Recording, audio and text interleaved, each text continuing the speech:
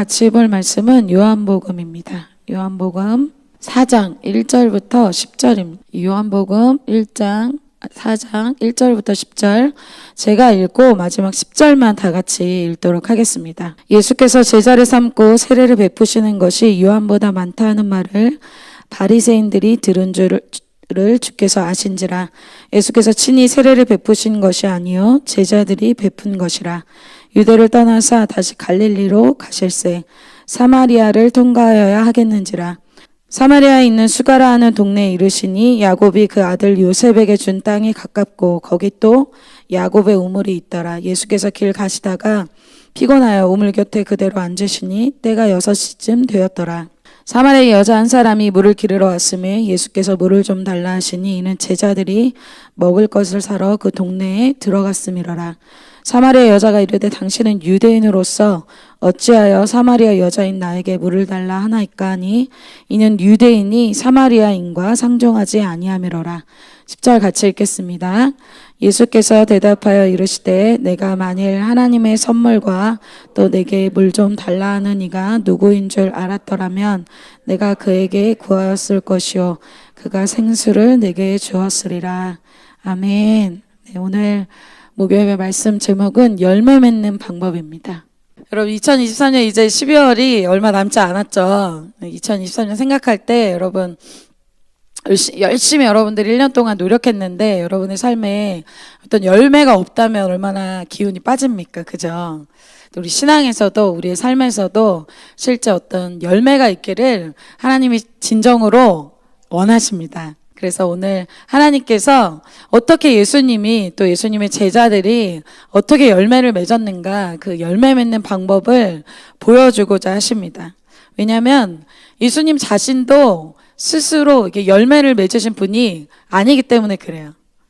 예수님도 스스로 열매 맺는 것이 아니라 예수님 자신도 새벽 미명에 또 밤늦게 기도하시면서 하나님이 보여주시고 알려주시는 대로 따라서 살 때 예수님의 삶에 열매가 맺히는 삶이 자연스럽게 되었습니다. 그러니까 내가 열매 맺는 게 아니라 내가 애쓰고 힘써서 열매를 막 내기 위해서 어떤 전략을 짜내는 것이 아니라 포도나무에 붙어서 그 가지에서 포도나무에서 나오는 그 영양분을 받아서 열매를 맺듯이 아주 간단한 방법으로 우리의 삶에 열매를 맺기를 주님이 원하십니다. 그래서 이 방법으로 하려면 어떻게 해야 될까요? 내 방법을 좀 내려놔야 됩니다. 내가 좀 쉬어야 돼요. 오늘 여러분이 쉬는 날이 될 줄 믿습니다. 오늘은 좀 쉬세요. 나의 일을 멈추고 하나님의 일에 따라가는 것이 최고의 일이라고 할 수 있습니다. 히브리서 4장 10절에 이렇게 말씀하고 있어요. 이미 그의 안식에 들어간 자는 하나님이 자기 일을 쉬신과 같이 그도 자기 일을 쉬느니라 라고 말씀하고 있습니다. 자기의 일을 쉬는 사람은 어떤 역사가 일어나냐면 하나님의 안식에 들어가게 됩니다. 그리고 하나님이 주시는 열매를 받게 됩니다. 그래서 우리가 지난주 여리고성에 대해서 말씀을 들었잖아요. 여호수아가 한 것이 아무것도 없습니다. 그냥 하나님이 어떻게 해라. 한 바퀴 매일 한 바퀴씩만 돌아라. 마지막 날에 7바퀴 돌아라. 그거밖에 없어요. 그런데 그런 하나님의 아주 단순한 그런 나의 일을 쉬는 그런 일이 힘든 사람이 누구일까요? 나의 생각과 나의 방법이 아주 많은 사람이 힘듭니다. 근데 자아가 강하면 어려워요. 자, 우리가 요즘 믿음의 선포하고 있어요. 하루에 3번. 여러분 믿음의 선포 하는 거 너무 쉽죠? 그냥 하루에 그거 보고 핸드폰 보고 선포만 하면 됩니다. 근데 그걸 못해요. 왜 못할까요? 이것으로 내 인생이 바뀌겠어? 이런 생각이 나의 강한 자아가 나를 못 쉬게 한다는 거. 나를 열매 맺지 못하게 한다는 거. 그래서 오늘 항상 열매 맺으셨던 그 예수님의 방법이 우리의 방법이 되어서 우리도 열매가 맺혀지는 이제는 2023년 12월에 그런 열매가 저와 여러분의 삶에 맺혀지게 될 줄 믿습니다. 먼저 오늘 예수님의 삶에 대해서 몇 가지를 볼 거냐면 3가지를 볼 거예요. 하나님의 뜻과 하나님의 계획과 하나님의 방법 이 3가지를 볼 것입니다. 첫 번째는 예수님은 하나님의 뜻에 굉장한 관심이 있으셨어요. 오늘 이 요한복음 4장 에서는 예수님의 영향력에 대해서 1절과 2절에 이렇게 말씀하고 있습니다. 그 당시 엄청나게 영향력이 있었던 세례 요한보다 예수님이 세례를 주고 제자를 삼는 사람이 엄청나게 많아졌다고 1절에 이야기하고 있어요. 물론 예수님이 친히 세례를 베푼 것이 아니고 제자들이 베푼 것입니다. 1절을 보면 그렇죠. 예, 제자를 삼고 세례를 베푸는 것이 세례 요한보다 더 많았어요. 그리고 그 소식을 누가 들었어요? 바리새인들이 들은 줄을 예수님께서 아셨습니다. 여러분, 예수님의 영향력이 세례 요한보다 더 커졌다는 얘기를 바리새인이 들었을 때 바리새인들이 어떤 반응을 할지를 예수님이 예측하시고 예상하셨습니다. 왜? 바리새인의 관심은 항상 무엇에 있었냐면 누가 백성들에게 인정받는가, 누가 더 백성들에게 영향력이 있는가, 그것에 관심이 많았어요. 여러분, 무엇에 관심이 많으십니까? 그래서 세례 요한보다 더 영향력이 커진 예수님에 대해서 그들이 시기하고 예수님과 더 충돌될 것을 예수님이 예측하셨을까요? 못하셨을까요? 예측하셨습니다. 바리새인들의 최대의 관심은 사람들이 나를 어떻게 평가하느냐가 바리새인들의 가장 큰 관심이었어요. 나의 죄로 인해서 애통하거나 영혼들을 위한 관심이 아니라 바리새인들은 항상 누가 더 인정받냐, 누가 더 영향력이 있냐, 이것이 최대 관심이었어요. 말도 안 되는 걸 가지고 그래서 예수님의 반대편에 서서 예수님의 사역을 회방하는 일을 했습니다. 그래서 예수님이 안식일에 병 고치면 안식일에 이것이 맞냐, 이것이 일하는 것이 아니냐, 제자들이 이삭을 잘라 먹으면 왜 이삭을 잘라 먹냐, 이것도 일한 것이 아니냐, 제자들이 왜 손을 씻지 않고 밥을 먹냐, 이러한 일로 예수님의 사역을 사사건건이 회방했어요. 자, 예전에 제가 형제들한테 그런 얘기를 들은 적이 있어요. 이제 군대에 대해서 이야기 들은 것이 제가 오늘 말씀을 준비하면 생각이 났습니다. 훈련이 없는 부대는 내부에 사건이 많이 일어난대요. 오히려 훈련이 엄청나게 빡세고 전투 훈련을 많이 받는 부대는 오히려 내부에서 싸울 기력이 없대요. 왜냐하면 그 전투와 훈련에 내 힘을 다 쓰기 때문에 내부에서 어떤 일이 일어나건 그것은 싸움이 안 된다는 거예요. 그럴 기력이 없어요. 그런데 부대가 훈련이 없고 느슨하면 무슨 일이 일어난다? 내부에서 싸움이 많이 일어납니다. 예수님은 지금 한 사람이라도 구원하기 위해서 새벽 미명부터 저녁까지 일하고 계셨어요. 그런데 오히려 예수님의 사역 반대편에서 힘을 빼는 사람은 이방인이 아니었어요. 바리새인들이었다는 거예요. 공동체 안에서 하나님을 믿는다고 하지만 리더와 부딪히고 동역자와 부딪히고 이렇게 하는 것이 맞냐 저렇게 하는 것이 맞냐 비판하고 판단하는 사람은 어때요? 깨어있지 않으면 오히려 사단의 작전에 쓰임받을 수 있다는 거예요. 여러분, 캠퍼스는 대부분 2년 내지 4년 안에 모든 것이 사실 끝이 납니다. 물론 군대라는 것이 있어서 그 기간을 포함해야 되지만 군대에 있는 기간은 제자 삼는 사역을 집중할 수 없기 때문에 실제로는 2년에서 4년 사이에 제자를 세우고 졸업해야 되는 굉장히 타이트한 긴박감이 넘치는 시간들이에요. 그래서 그 시간 동안 선택과 집중을 못하면 다른 것에 신경을 쓰다가 캠퍼스 시간이 다 지나갑니다. 1학년 때 내가 이 학교 다니는 거 맞나? 아니면 나는 놀고 싶은데 이 고민하다 1학년이 지나가고 2학년 때는 또 이성 문제로 또 지나가고 3학년 때는 또 학업 문제로 지나가고 4학년 때는 또 취업 문제로 지나가게 됩니다. 그러니까 어느새 나 졸업생? 그러니까 어느새 2023년 12월? 시간은 우리를 기다려주지 않아요. 예수님은 자신의 3년 동안 이 사역 동안 굉장히 타이트한 삶을 사셨습니다. 왜? 선택과 집중이 아주 분명했기 때문에 부수적인 것에 자기의 삶을 시간을 낭비할 시간이 없었어요. 즉 한 영혼을 구원하고 제자 삼는 일에 정신이 없으셨어요. 예수님은 바리새인과 충돌이 예상되는 이때에도 예수님은 그런 충돌에 집중할 시간이 없어요. 하나님의 뜻에 기울이기만 하셨어요. 하나님의 뜻은 무엇일까요? 오늘 영혼을 구원하는 것입니다. 누가 크냐? 누가 인정받냐? 지금 그걸 따질 때가 아니라는 거예요. 영혼 구원에 집중해야 될 때라는 거예요. 그래서 예수님은 이런 문제로 시간 낭비를 하지 않으시고 오늘 영혼 구원을 위해서 사마리아로 가십니다.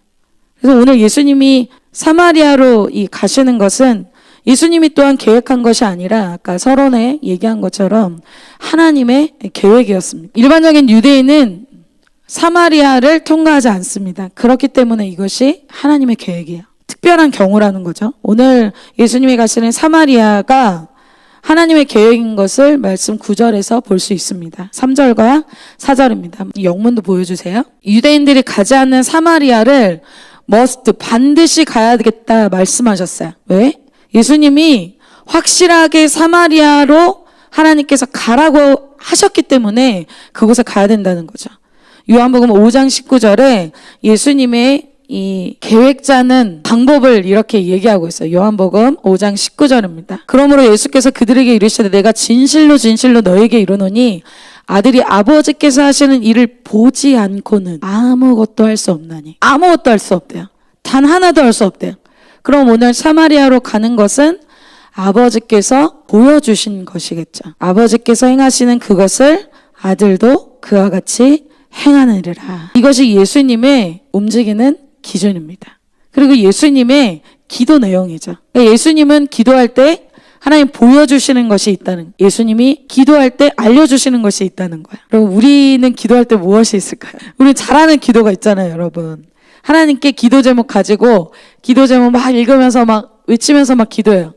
하나님께 일방적으로 얘기를 쏟아놓고 끝! 그러고 집에 돌아가요. 일방적이죠. 하나님 이거 해주세요, 저거 해주세요, 뭐 이렇게 기도만 해요. 그런데 예수님의 기도는 어떤가?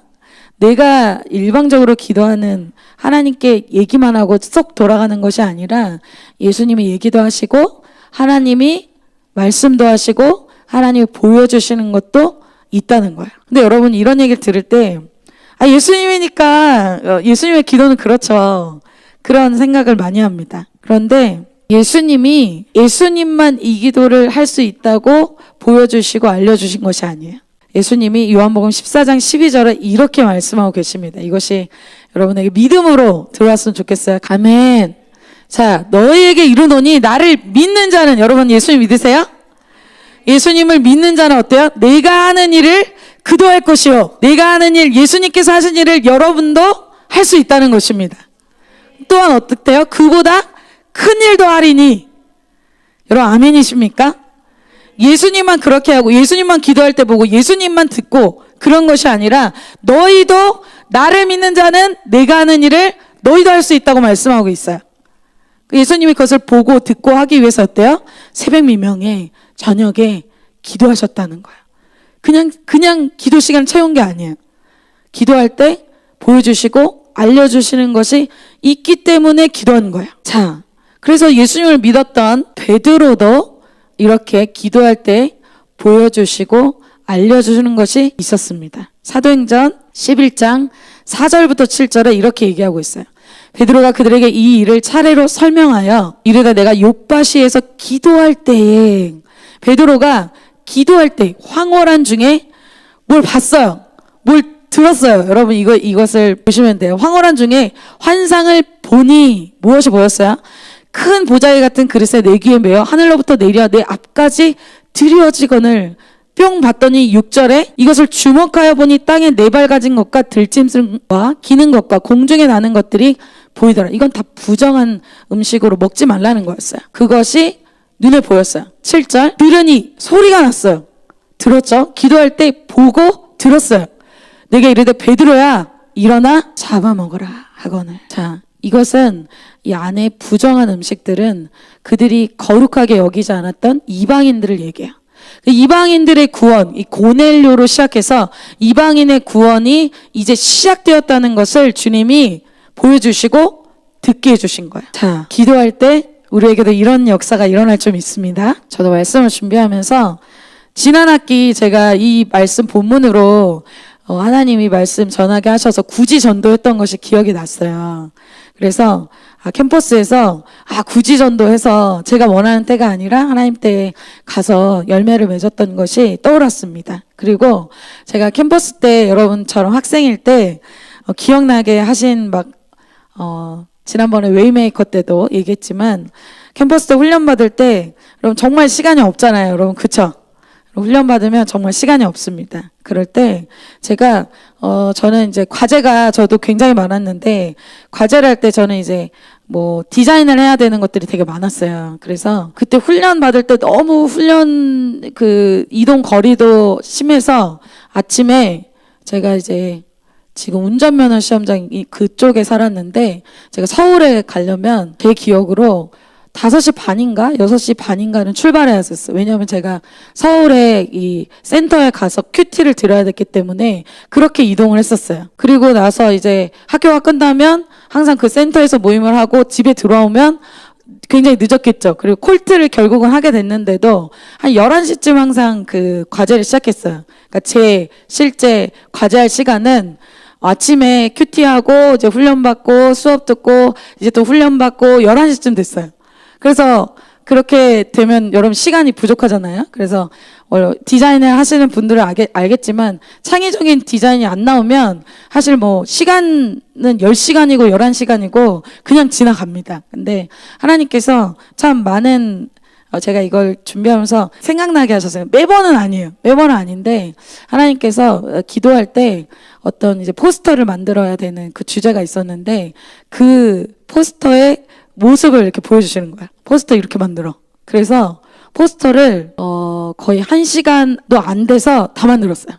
그리고 이제 다른 이제 학과에 있는 친구들 막 도와줬어요. 저는 이제 이미 다 해가지고 도와주고 그리고 공동체에서 무슨 현수막을 만들어야 됐었어요. 그래서 정말 그때도 시간이 없었어요. 그래서 기도하는데 하나님이 현수막 디자인을 딱 보여주시는 거예요. 그래서 지금도 그게 아직도 제가 그래서 그 디자인을 갖고 있어요. 저에게 굉장히 인상 깊었던 현수막이어서 제가 그걸 지금도 갖고 있어요. 근데 그것도 1시간 만에 다 만들었어요. 여러분 현수막 1시간 만에 다 만들기가 실제로 힘들어요. 만들어 보신 분들은 뭐 만들면 되지 뭐 그게 뭐가 힘들어. 근데 여러분 한번 만들어 보세요. 힘들어요. 근데 제가 느낄 때 제 수준이나 제 퀄리티에 만들 수 없는 현수막이에요. 제가 그걸로 현수막과 배너를 만들면서 와 너무 재밌는 거예요.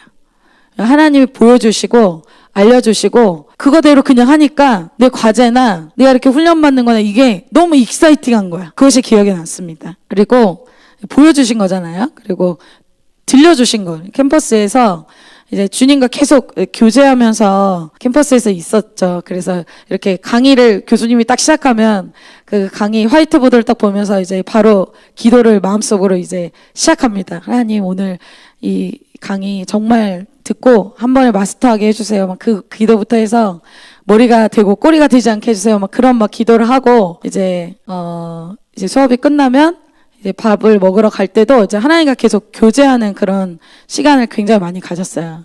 근데 그렇게 하다가 하나님께서 어떤 음성을 들려주신 적이 있는데 어떤 포스터를 보고 제가 그 포스터를 보면서 그냥 있었는데 하나님이 너가 이걸 도전하면 은상을 받게 될 거야. 그런 음성을 주셨어요. 그래서 이거 뭔 얘기지? 그래서 내가 욕심이 요즘에 좀 스펙업에 완전히 과열돼가지고 하나님 음성은 잘못 들었나 보다 그렇게 생각을 했는데 그 주에 제가 창세기를 들었는데 그때 아브라함에게 주신 하나님의 복에 대해서 하나님 말씀해 주시는데 갑자기 하나님 음성이 생각이 나는 거예요. 그러면서 그 말씀과 그 음성이 같이 합치되면서 하나님이 이걸 정말 도전하기를 원하시는구나. 그래서 제가 기다렸어요. 도전하고 기다렸는데 여러분 은상이라고 했잖아요. 금상도 아니고 동상도 아니고 반드시 은상을 받아야 돼요. 근데 제가 은상을 받았어요. 제가 그걸 경험하게 되면서 뭐 은상을 받고 또 뭐 1시간 만에 하고 그것이 중요한 것이 아니라 내가 하나님께 내 인생을 던지고 또 하나님께 내 인생을 드리면 하나님이 나의 인생에 보여주시고 알려주시는 것이 있구나. 그것을 정말 깨닫게 됐어요. 그래서 제가 이 말씀을 준비하는데 그때 막 그런 것들이 생각이 나면서 작년에 요번 연도군요. 요번 연도에 하나님이 그런 전도와 그런 것들을 계속 하나님이 저에게 다시 시작하게 하시면서 다시 그 하나님이 보여주시고 알려주시는 것이 공동체에 풀어질 것이라는 그런 마음과 기대감을 주셨습니다. 그래서 여러분도 그런 기도를 하실 수 있습니다. 아멘? 자신감이 별로 없는데 하게 되실 줄 믿습니다. 네. 그래서 내가 계획하고 내가 하는 것이 아니라 하나님이 계획하신 뜻을 이 땅 가운데 풀어내는 사람이 여러분이 되실 줄 믿습니다. 그런 하나님의 계획이 무엇으로 풀어져요? 기도로 풀어진다는 거예요. 그래서 예수님이 기도로 받으신 장소가 오늘 사마리아였다는 것입니다. 하나님의 계획은 사마리아에 있었다는 거죠. 하나님이 예수님에게 만나기 원하셨던 그 사람은 유대인이라면 가지 않는 그 사마리아 지역에 있었습니다. 자, 5절에 예수님이 그래서 사마리아 지역에 가시죠. 사마리아에 있는 수가라 하는 동네에 이르시니 야곱이 그 아들 요셉에게 준 땅이 가깝고. 여러분, 사마리아인에 대해서 너무 잘 알죠? 사마리아인은 순혈이 아니죠. 순수혈통이 아니에요. 혼혈이에요. 그래서 이 사마리아가 아수르에 의해서 이 공격을 당해서 그때 이방인들이 함께 들어와서 그 사마리아 지역에 살면서 그 지역에 사람들이 혼혈이 되었습니다. 그래서 사실 사마리아인은 외모만 봐도 딱 유대인은 아니에요. 혼혈이기 때문에. 그래서 유대인과 이 사마리아인은 외모로 봐도 구분이 됐습니다. 그래서 사마리아인은 자기 정체성이 좀 분명하지 않은 사람이에요. 왜요? 완전히 유대인도 아닌 것이 완전히 이방인도 아니에요. 여러분, 그런 분들 있죠. 내가 교회에 있긴 한데 내가 완전 하나님의 사람은 아닌 것 같고 내가 완전 이방인도 아닌 것 같아. 그러신 분들이 있어요. 나는 모태신 신앙이긴 한데 나는 완전히 교회 사람도 아니고 완전히 이방인도 아닌 것 같다. 그런 사람이 바로 오늘 사마리아인이라는 거예요. 그러니까 정체성이 애매모호한 사람들, 유대인도 아니고 이방인도 아닌 사람들이 오늘 사마리아인입니다. 그런 사람에 가는 거예요. 그럼 언제 가십니까? 정오에 가십니다. 정오에 가야만 하나님이 예비하신 사람이 있기 때문에 하나님이 정오에 가라고 보여주셨겠죠. 6절입니다. 거기 또 야곱의 우물이 있더라. 예수께서 길 가시다가 피곤하여 우물 곁에 그대로 앉으시니 때가 6시쯤 되었더라.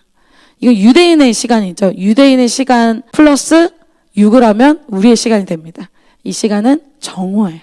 엄청 뜨겁고 더울 때 간 거예요. 이 정오에는 여러분 잘 아시죠? 아무도 가지 않습니다. 아무리 생각해도 그 시간은 사람이 없는 시간이에요. 그래서 오늘 예수님이 그 정오에 가실 때 어떠셨대요? 피곤하셨다 이렇게 얘기하세요. 예수님도 자기 부인한 상태로 오신 거예요. 우리의 에너지는 한정돼 있죠. 그래서 한정돼 있는 나의 시간, 나의 에너지, 나의 청년의 때를 예수님 어디에 쓰신 거예요? 영원하게 쓰신 것입니다. 여러분, 게임하다가도 피곤해요. 그죠? 밤새도록 영화 보다가도 피곤해요. 예수님 오늘 뭐 때문에 피곤하셨습니까? 영혼 때문에 피곤하셨다는 거예요. 거룩한 피곤함이 예수님에게 있으셨어요. 그래서 오늘 이러한 예수님의 계획대로 순종하셔서 사마리아에 가서 드디어 한 여인을 만나게 되죠. 이 여인을 만나서 어떻게 열매를 맺었는지 마지막 단계를 보도록 하겠습니다. 하나님의 방법입니다. 드디어 하나님이 예비하신 사람, 예비하신 장소에서 그 시간대에 사마리아 여인을 만났어요. 7절입니다. 사마리아 여자 한 사람이 물을 기르러 왔음에 예수께서 물을 좀 달라 하시니. 이렇게 하나님이 예비해 놓으신 영혼을 붙여준다고 해서 어때요? 바로 열매가 맺혀지는 것이 아니라는. 그 사람이 전도되고 양육되고 제자로 세워지는 것은 과정이 필요합니다. 첫 번째 하나님의 방법은 그 과정은 무엇이냐? 목자의 죽어짐입니다. 이 여인을 만났을 때 예수님과 제자들의 모습을 성경에서는 비교하면서 보여주고 있어요. 자, 7절과 8절이죠. 사마리아 여자 한 사람이 물을 기르러 왔음에 예수님 그때 어떤 상태였습니까? 예수께서 물을 좀 달라 하시니 예수님이 굉장히 목이 마르신 상태였어요. 그리고 점심이었기 때문에 배가 고프셨겠죠. 8절에 그때 제자들은 어떻게 합니까? 이는 제자들이 먹을 것을 사러 그 동네에 들어갔음이러라. 예수님은 이때 지치고 배고프셨어요. 이때 제자들도 지치고 배고팠겠죠. 그런데 예수님은 지치고 배고프지만 음식을 사러 가지 않으십니다. 왜? 그 타이밍에 그 영혼이 온다는 걸 아셨기 때문이죠. 제자들의 모습은 어떤 모습이야? 전형적인 나의 때를 살아가는 사람들의 모습입니다. 우리 나의 때를 살아가요? 제자들은 기도하면서 본 게 없거든요. 들은 게 없어요. 배고프면 밥 먹으러 가고 내가 목마르면 물 먹으러 가고 그러는 거예요. 그래서 열매가 없습니다. 자기 때를 사는 사람에게는 열매가 나타나지 않아요. 그러나 만약 한번 여러분 생각해 볼까요? 제자들이 아직은 사도행전에 가서야 이제 베드로가 막 보기도 하고 듣기도 하고 그렇지만 제자들이 아직은 잘 못 듣고 못 봐요. 그럼 어떻게 하면 열매를 맺을 수 있을까요? 예수님이 보시고 예수님이 들으시잖아요. 예수님한테 있으면 예수님이 하라는 대로 흐름에 그 따라만 가면 제자들은 어때요? 이 사마리아 여인이 놀랍게 구원받고 변화되는 그 현장에 같이 있을 수 있습니다. 자, 내가 잘 못 봐요. 잘 못 들어요. 그럼 어떻게 해야 돼요? 따라가기만 하면 된다는 거예요. 저는 잘 못 봐요. 잘 안 들려요. 괜찮습니다. 어떻게 하기만 하면 돼요? 따라가기만 하면 된다는 거예요. 근데 제자들이 어때요? 그냥 자기 때를 삽니다. 여러분, 지금 2023년 이 연말에 지금 금식의 때예요. 지금 기도의 때입니다. 그리고 세 번 막 선포하는 그런 선포가 막 선포되어지고 있는 때예요. 자, 여러분 따라가고 계십니까? 하나님, 저는 뭐 보여주시는 것도 없는데 막 알려주시는 것도 없는데 도대체 어떻게 하라는 겁니까? 그냥 흐름에 따라가시면 됩니다. 아멘. 이 문제가 이 미션이 어려워서가 아니라 어때요? 육신이 강해서, 혼이 강해서 하지 못하는 거예요. 그런데 예수님이 어때요? 예수님 똑같이 우리와 피곤함을 느끼시는 육신을 갖고 계시다는 거예요. 첫 번째로 예수님이 어떤 죽어짐이 있었을까요? 육신의 죽어짐이 있었다. 두 번째 예수님의 죽어짐은 뭐예요? 그렇게 해서 자기 부인에서 더운데 배고픈데 목마른데 이렇게 찾아왔어요. 아무도 가지 않는, 유대인이라면 가지 않는 사마리아 지역까지 갔어요. 근데 여인이 고마워요? 와주셔서 고맙습니다 그러나요? 그렇지 않죠. 9절에 사마리아 여자가 이르되 당신은 유대인으로서 어찌하여 사마리아 여자인 나에게 물을 달라 하나이까? 하니 이는 유대인이 사마리아인과 상종하지 아니함이로라. 이 여인이 예수님을 반기지 않아요. 많은 사람이 예수님께 세례받기 원하고 많은 사람을 제자 삼고 있는 예수님의 사역에 어마어마한 영향력이 어마어마한 예수님이 지금 왔는데, 이 여인 한 명 만나러 예수님이 왔는데, 이렇게 많은 값지불 해서 왔는데 이 여인 반응이 어때요? 시큰둥한 거예요. 뭐 때문이에요? 상처 때문이죠. 우선 이 여인이 사마리아인이잖아요. 사마리아인은 아까 얘기한 대로 유대인에게 차별 대우를 경험한 적이 있어요. 그래서 유대인인 사람만 보기만 해도 이 여인이 어때요? 적대감이 들었겠죠. 그래서 당신은 유대인인데 사마리아인 나에게 왜 물을 달라고 합니까? 이렇게 얘기하잖아요. 근데 예수님이 이 여인에게 잘못한 게 아무것도 없어요. 그런데 이 여인이 적대감이 드러나죠. 상처 때문에. 딱 보니까 유대인인데 상처가 올라오는 거예요. 그냥 물 주면 되잖아요. 물 안 주게 된다는 거예요. 그냥 미워요. 왜 나에게 물 달라고 하지? 자, 여러분, 이것은 사마리아 여인 얘기만이 아닙니다. 우리 안에 많은 사람이 상처로 인해서 이런 반응을 보이게 돼요. 가정 안에서 여러분이 어떤 차별 대우나 또 어떤 무시를 받은 경험이 있으면 그것이 오버랩이 됩니다. 예를 들면 여자이기 때문에 오빠인 사람에게 차별을 느껴서 남자만 보면은 물어뜯는 사람을 저희 선배 중에 본 적이 있어요. 아니면 반대로 여자 누나나 여자 동생한테 막 비교를 당했어요. 그럼 그런 상황이 되면 어떨까요? 그런 비슷한 상황만 돼도 화가 나는 거예요. 내가 둘째라서 차별대우 받은 사람들. 내가 성력이 낮아서 너는 왜 그렇게 그 모양이니? 너네 언니는, 너네 오빠는 안 그러는데, 그런 얘기를 들은 사람들.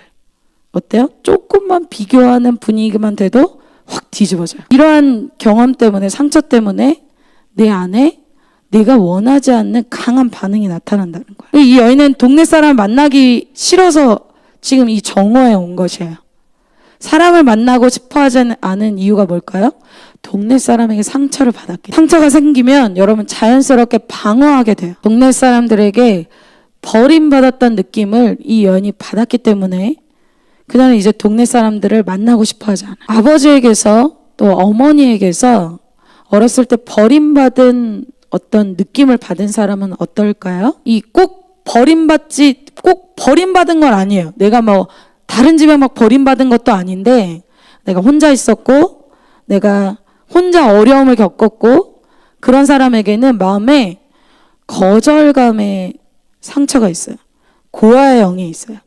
그래서 두 가지 반응으로 나타나는데, 첫 번째는 다른 사람이 자기를 버릴 것이라는 불안감 때문에 어때요? 그 사람이 나를 거절하기 전에 내가 그 사람을 거절해요. 그 사람이 사랑을 주고 있는데도 내가 그 사람 사랑을 계속 거부해요. 사랑으로 계속 예수님처럼 이 여인에게 다가가는데 내가 계속 반항적으로 그 사랑을 그대로 받을 수가 없어요. 거절감의 상처가 있는 사람이 자기를 걱정해주고 사랑해주는 사람을 다 거부해요. 아니면 반대로 오히려 사람에게 매달려요. 사람의 종이 돼요. 왜? 버림받을까 봐. 그리고 친구에게 버림받은 왕따 경험이 있는 사람도 마찬가지예요. 공동체에서 사랑을 줘도 받아들이질 못해요. 의심해요. 뒤에서는 다른 얘기하겠지. 자신을 좋아할 사람이 없다고 생각해요. 아무도 그렇게 생각하지 않는데 자기 홀로 그 생각 속에 갇혀서 사는 거예요. 공동체 안에 있는데 그런 상처적인 문제 때문에 어때요? 그런 오버랩되는 사람과 만났을 때 반응이 좋지가 않다는 거예요. 그래서 학생들을 대하다 보면은 저는 대부분 이제 어머니와 관계가 안 좋은 학생들이, 특별히 여학생들이 많이 그러는데 저를 이렇게 멀리해요. 그래서 제가 이렇게 서 있으면 저쪽을 이렇게 지나가요. 어머니랑 관계가 안 좋았던 친구들이 저를 보면 오버랩이 되나 봐요. 근데 너무 이해가 되는 것이, 저는 아버지에 대한 상처가 되게 많은 사람이었어요. 그래서 아버지 또래를 보면 마음이 그렇게 확 열리지가 않아요. 그래서 목사님을 보면 과대 확장 해석을 많이 해요. 목사님이 좀 기분이 안 좋으면 나 때문에 그러신가? 그냥 목사님 몸이 안 좋으신 거예요. 근데 제 마음에 목사님이 나를 근심하시고 나의 그 영적인 걸 스캔하셔서 지금 굉장히 근심하신다고 생각해요. 나중에 알고 보면 목사님이 굉장히 아프셨대요. 그럼 어이쿠. 그래서 그렇게 실수하고 예측하고 혼자 실망하고 혼자 위축되고 혼자 체하고 혼자 슬퍼하고 그랬던 적이 너무너무 많아요. 나중에 그것이 제 상처 때문이라는 걸 알게 됐죠. 진실이 아니라는 것을 알고 관계가 굉장히 새로워졌습니다. 어찌되었건 지금 이 여인은 유대인이고, 그리고 또 동네 사람들에 대한 상처로 인해서 어때요? 유대인을 피하고 또 동네 사람들 피하고, 이 사람 어때요? 점점 고립된다는 거예요. 그래서 우물의 정오에 혼자 나온 거예요. 자신에게 다가가는 사람들과 관계를 못 맺고, 오직 이 여인의 관계성은 이제 뭐예요? 남편밖에 없는 거예요. 결혼만 하면 이 마음이 괜찮아지겠지. 그래서 온리 이성. 그래서 남편하고 결혼했어요. 어때요? 또 실망하게 된 거예요. 어때? 하나의 돌파구가 결혼이었는데 결혼하고 나서도 이 돌파구가 아닌 걸 알고 나니까 또 다른 남자, 또 다른 남자, 또 다른 남자 5번을 봤거든요. 6번째 남자가 지금 이 여인에게 있는 상태였어요. 이 당시에 인터넷이 없어서 그랬겠지만 아마 이 여인이 인터넷이 있었다면 드라마를 보면서 아마 이 가상 커플로 망상 속에서 아마 살지 않았을까, 저는 그렇게 예상합니다. 자기 생각, 자기 상처, 자기 한계 안에 갇혀 사는 너무나 슬픈 여인이 바로 이 사마리아 여인. 이 여인에게 예수님이 찾아가신 것입니다. 그렇게 반복적으로 죄를 짓고 상처가 많고 거절하고 거부하는 이 여인에게 예수님이 다가가시는 거예요. 그런데 이렇게 해서 갑집을 해서 예수님이 찾아가셨잖아요. 육신을 부인하고 목마른 거 피곤한 거 다 부인하고 갔어요. 그런데 예수님의 갑질, 두 번째 갑질은 뭡니까? 자존심을 내려놓는 거죠. 웬만한 사람은 이 자존심이 강해서 이 여인이 이렇게 삑 반응하면 어때요? 아, 진짜 안 되겠네. 이런 상처 많은 여인의 모습을 받아줄 수 없었을 거예요. 근데 예수님이 오늘 요한복음 4장 내용을 쭉 보면 이 여인의 말도 안 되는 모습들을 예수님이 받아주십니다. 감당해 주세요. 그 말도 안 되는 모습, 거짓말, 상처, 죄들을 예수님이 아버지처럼 또 친구처럼 받아주기 위해서 오시는 거예요. 이 여인이 이런 위로와 이러한 격려를 처음 받아본 거죠. 자, 이사야서 51장 12절에 하나님이 자신의 마음에 대해서 이렇게 얘기해요. 이르시되 너희를 위로하는 자는 곧 나이니라. 그 여인이 7번째 남편이 필요한 것이 아니라 그 여인에게 지금 예수님이 필요하다는 것을 말씀하고 계십니다. 예수님의 위로가 필요한 거예요. 그래서 우리는 결국 어떻게 해야 될까요? 이 예수님에게 영혼을 이끌어줘야 됩니다. 내가 그 영혼의 위로자가 아니에요. 예수님에게 그 영혼을 이끌어줘야 됩니다. 예수님이 그 사람의 인생의 근본적인 위로자가 되십니다. 그리고 근본적으로 그 영혼에 변화를 주십니다.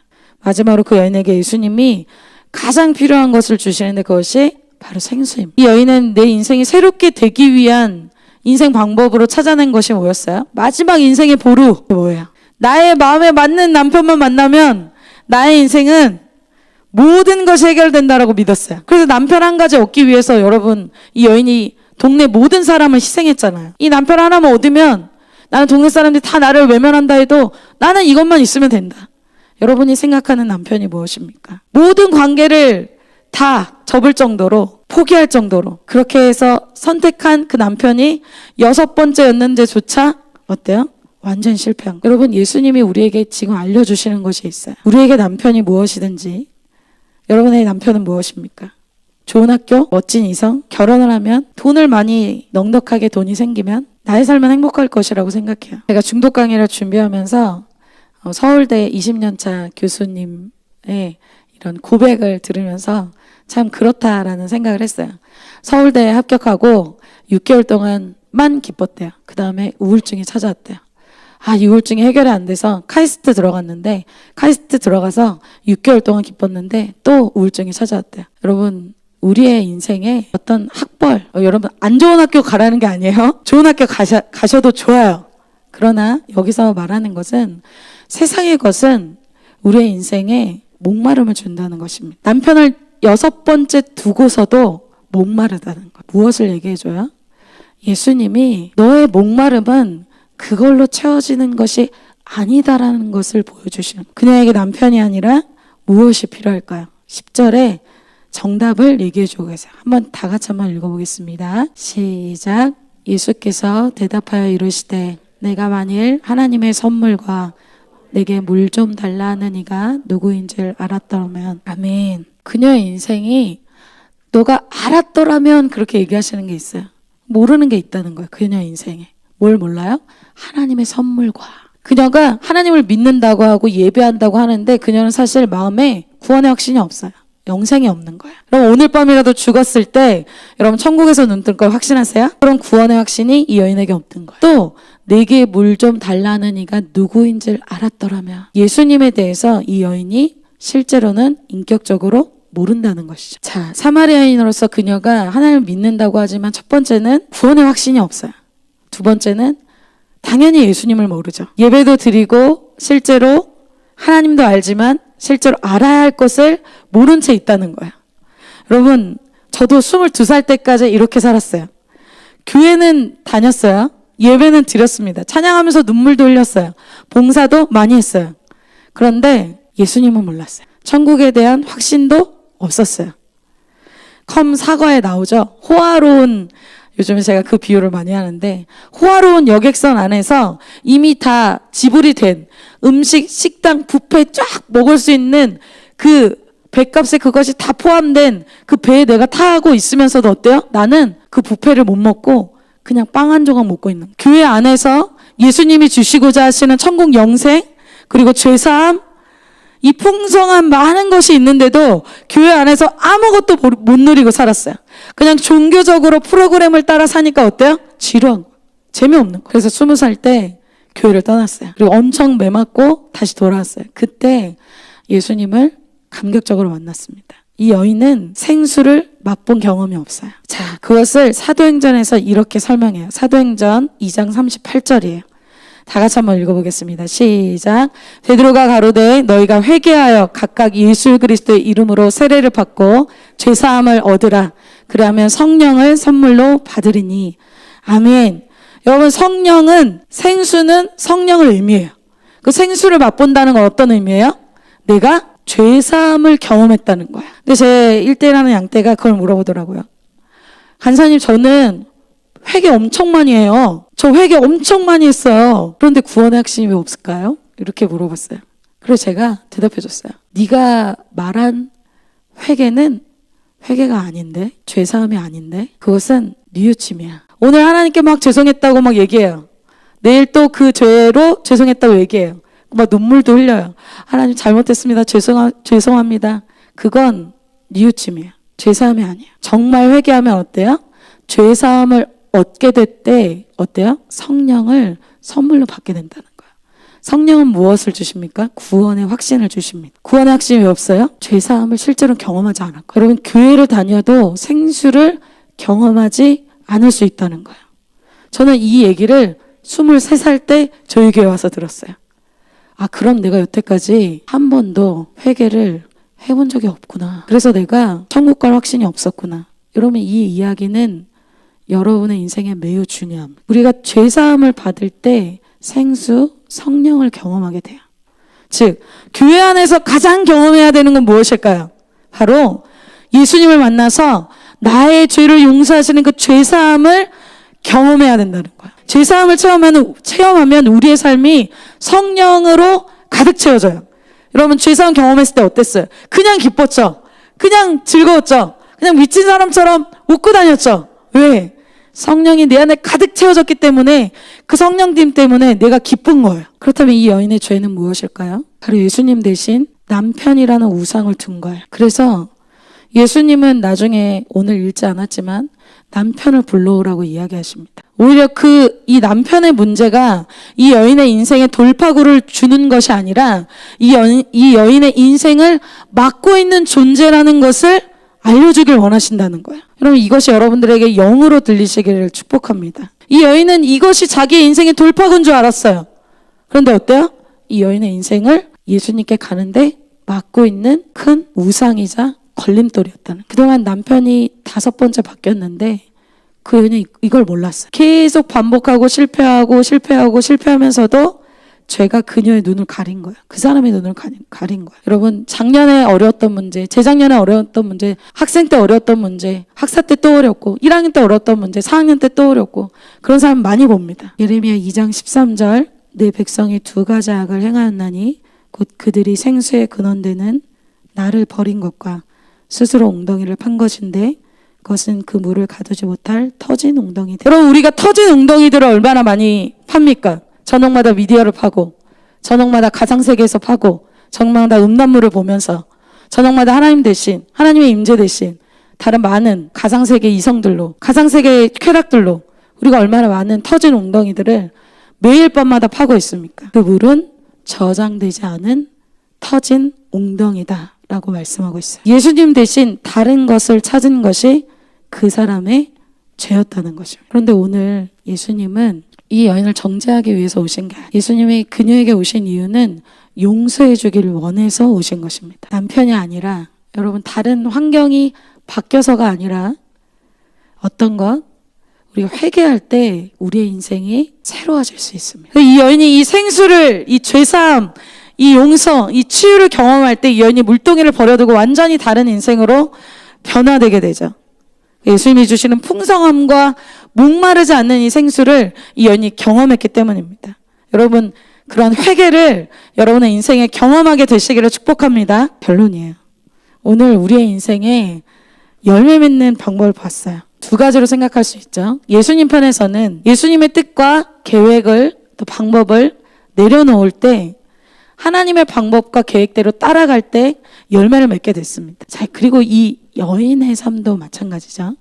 이 여인은 자신의 삶의 방식이 이 여인의 탈출구는 남편이었어요. 이 여인의 방법은 남편이었다는 거. 그런데 이 방법이 잘못되었다는 것을 인정하고 예수님을 만나게 될 때 그녀의 인생이 완전히 변화되었습니다. 여러분의 인생에 그동안 찾았던 여러분의 방법, 여러분의 뜻, 여러분의 계획, 또 여러분의 남편 그것을 내려놓으시고 예수님을 찾고자 할 때 여러분의 2023년이 정말 후회하지 않을, 여러분의 20대가 후회하지 않을, 여러분의 청년의 때가 후회되지 않을 역전의 열매가 맺히는 특별한 12월이 될 것을 선포합니다.